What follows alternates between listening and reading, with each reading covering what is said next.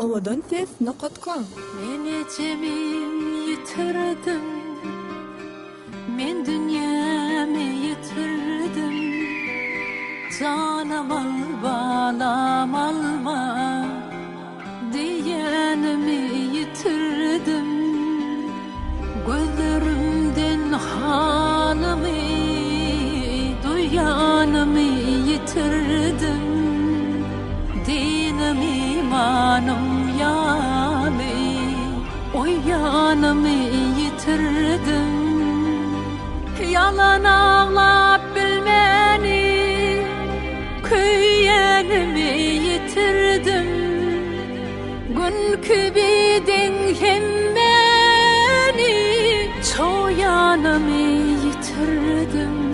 Ececan mehrine dar, Ececan görürsün yelye.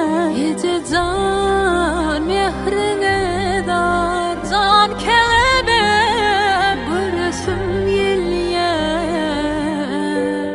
Aç olsa da tok değil, imanımı yitirdim. Bile yüpek giydirip giymenimi yitirdim, yitirdim, yitirdim. Canım ecem seni yitirdim, yitirdim, yitirdim. Canım ecem seni yitirdim.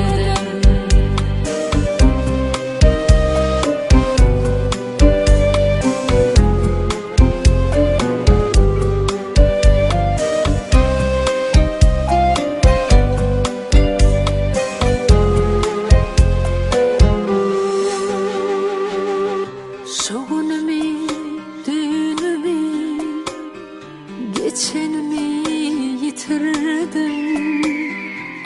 Bu zemzem sonu, içenimi yitirdim.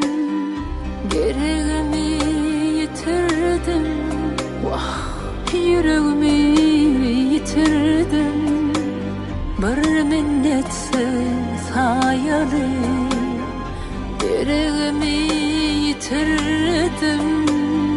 Gecetini yitirdim.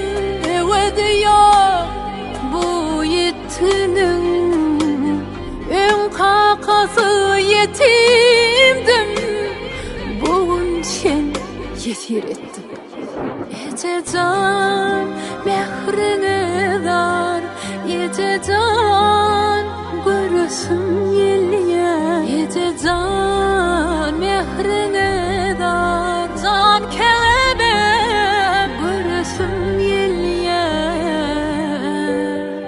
Ecetini yitirdim, kepen ok gözü ahım.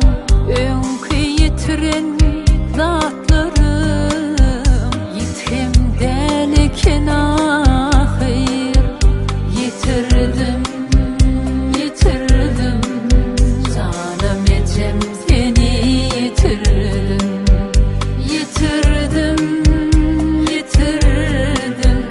Canım ecem seni yitirdim. Ececan seni yitirdim.